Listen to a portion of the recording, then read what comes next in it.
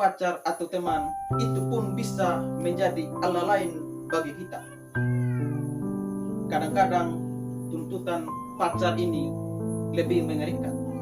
Kadang-kadang kita rela meninggalkan persekutuan, rela meninggalkan ibadat, rela tidak pergi ke gereja demi bertemu dengan pacar. Misalnya hari Sabtu, orang biasa bilang malam minggu. Kalau malam minggunya sudah sampai minggu pagi, pasti ke gereja tidak pergi lagi. Kalaupun pergi ke gereja, pasti mengantuk, tidak mendengar firman Tuhan. Dan itu artinya pacar sudah menjadi Allah lain.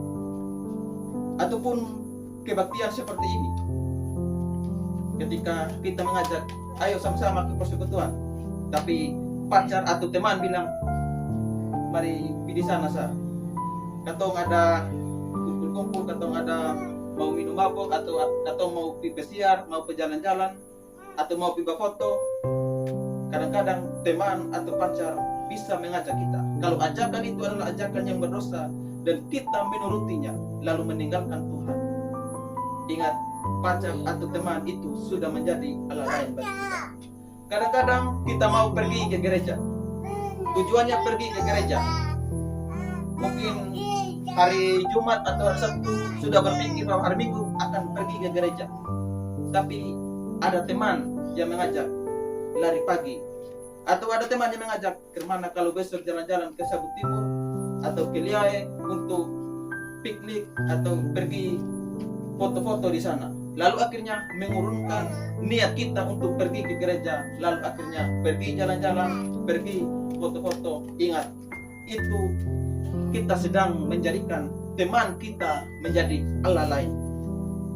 Ada berapa banyak kita yang sadar akan hal ini? Berapa banyak orang yang piknik, yang jalan-jalan hari Minggu, tapi lupa kebaktian. Kalau teman saja kita turuti, apalagi pacar.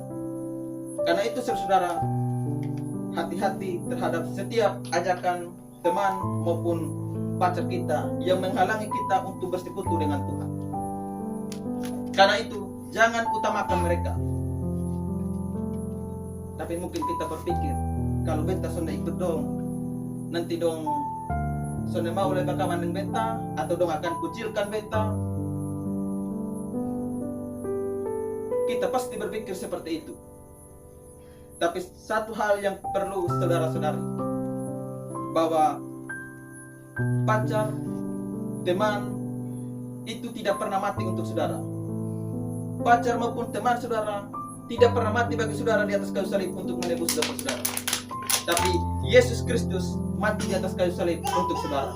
Karena itu lebih taatilah berita firman Tuhan.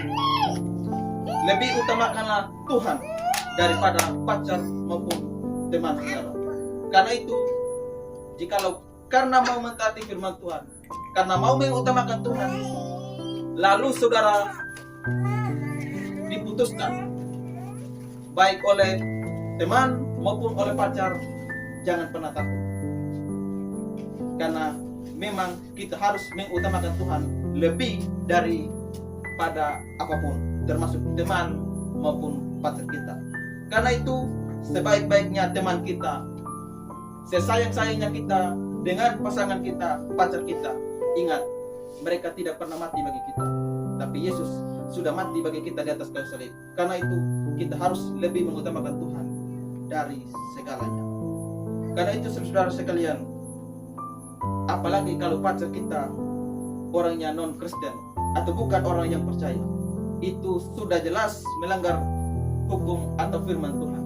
Janganlah kamu menjadi pasangan yang tidak seimbang. Ingat, pacar yang tidak seiman itu bukan hanya pacaran dengan orang yang beragama lain.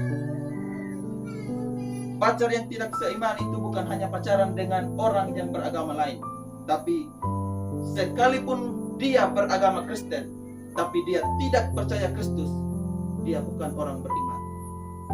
Dia masih adalah anak setan. Karena orang yang tidak percaya adalah anak setan menurut Yohanes 8 ayat 14. 44. Sedangkan orang yang percaya adalah anak Allah menurut Yohanes 1 ayat 12. Karena itu seorang anak Allah tidak bisa bergaul atau tidak bisa bersatu dengan seorang anak setan. Karena itu saudara, di dalam pacaran pun harus dicek apakah pacar kita sudah benar-benar adalah orang Kristen sungguh-sungguh ataukah masih orang Kristen KTP. Karena itu saudara, pacar atau teman bisa menjadi Allah lain bagi kita jikalau kita menuruti ajakan mereka yang berdosa dan lalu kita mengabaikan Tuhan, mengabaikan kebaktian, mengabaikan persekutuan dan sebagainya demi mereka. Ingat, satu dosa saja sudah lebih dari cukup untuk membawa kita ke neraka. Sekarang renungkan, pernahkah saudara melakukan itu? Kalau saya pernah. Jadi saya sadar bahwa saya pun melanggar hukum ini. Bahkan dari pembahasan yang lalu-lalu pun saya pun pernah hampir melakukan semuanya. Karena itu saya sadar bahwa saya orang berdosa. Semakin belajar firman Tuhan, semakin mempelajari hukum yang pertama ini saja, saya melihat bahwa begitu banyak dosa-dosa yang saya lakukan. Karena memang tujuan kita belajar firman Tuhan, apalagi hukum yang pertama ini atau 10 hukum yang akan kita pelajari semuanya, supaya itu menunjukkan bahwa kita ini orang berdosa, bahkan sangat berdosa dari apa yang pernah kita pikirkan tentang diri kita sendiri. Karena itu ada orang yang mengatakan bahwa kalau kita tidak sadar bahwa kita ini adalah orang yang sangat berdosa, kemungkinan kita tidak mengenal diri kita sendiri. Jadi kalau saudara sadar atau saudara menyadari bahwa saudara ini dosanya sedikit, itu kemungkinan besar saudara belum mengenali diri saudara sendiri. Karena sebenarnya diri kita ini adalah orang yang penuh dengan dosa. Karena itu renungkan ini saudara dan ambil keputusan dan percaya kepada Dia. Kalau belum datang kepada Dia dan belum percaya, belum pernah ada momen dalam hidup saudara untuk percaya kepada Yesus, malam ini merupakan kesempatan bagi saudara dan tidak baik menunda untuk selamat, atau tidak baik untuk menunda untuk percaya kepada Dia. Kalau saudara berpikir bahwa tunggu minggu depan baru saya percaya kepada Yesus, kemungkinan besar saudara pulang dari sini, mungkin saudara akan mengalami satu kecelakaan yang membuat nyawa saudara hilang dan kesempatan saudara untuk percaya Yesus sudah tidak ada lagi. Karena itu ini adalah kesempatan untuk percaya Yesus.